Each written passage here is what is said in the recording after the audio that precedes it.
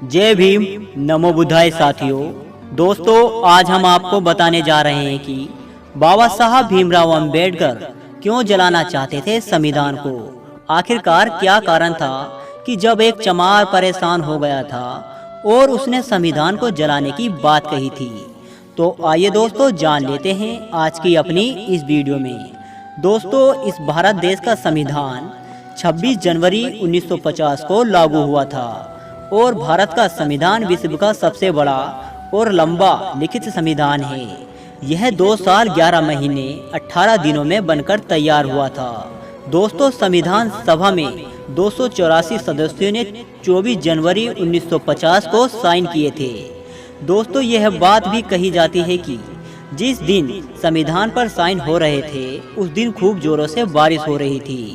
तो आइए दोस्तों, बाबा साहब ने ऐसा क्यों कहा था कि मैं संविधान को जलाने से भी पीछे नहीं हटूंगा।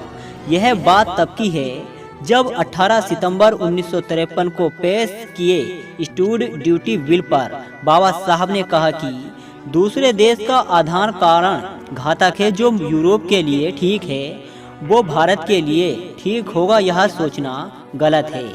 और दोस्तों, आगे बाबा साहब ने चेतावनी देते हुए कहा कि पूंजी और पूंजीपति में फर्क है। देश की पूंजी बढ़नी चाहिए लेकिन पूंजीपति नहीं बढ़नी चाहिए। दोस्तों, आगे बाबा साहब ने कहा, जब भी मैं संविधान की कमियों के बारे में कहता हूं तो लोग मुझे हमेशा यही कहते हैं कि आपने ही तो संविधान बनाया है और आपने ही संविधान को लिखा है। पर बाबा साहब जवाब देते हुए कहते हैं कि मैं तो सिर्फ एक माध्यम का कार्य करता था। जो कुछ मुझे करने के लिए कहा गया वो मैंने कई बार अपनी इच्छा के खिलाफ भी किया। दोस्तों, इतना कहते ही संसद में हड़कंप मच गया। लोगों ने ताने मारने चालू कर दिए। फिर अम्बेडकर ने दबंग आवाज में कहा कि आप लोग अपनी काली करतूतें मेरे सिर पर मंडराना चाहते हो।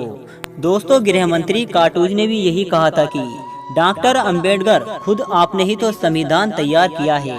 दोस्तों, इस प्रकार सभी ने बाबा साहब को दोष दिया और उन्हें दोषी माना। उसके बाद डॉक्टर अम्बेडकर गृह मंत्री की बात पर गुस्सा हो गए और खड़े होकर बोले कि मेरे ये मित्र कहते हैं कि भारत का संविधान अम्बेडकर ने बनाया है।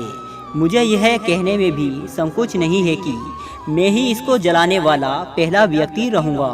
मैं इसको नहीं चाहता था कि यह किसी के लिए भी नहीं है। दोस्तों, यह बात बाबा साहब ने गृह मंत्री कार्टूज और तमाम बैठे हुए उत्तर देते हुए कही थी।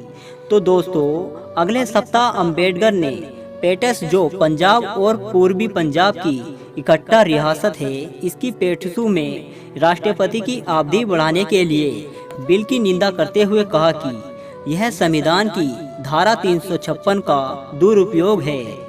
राज्यसभा में सरकार की कई मुद्दों पर कड़ी आलोचना का बड़ा असर हुआ।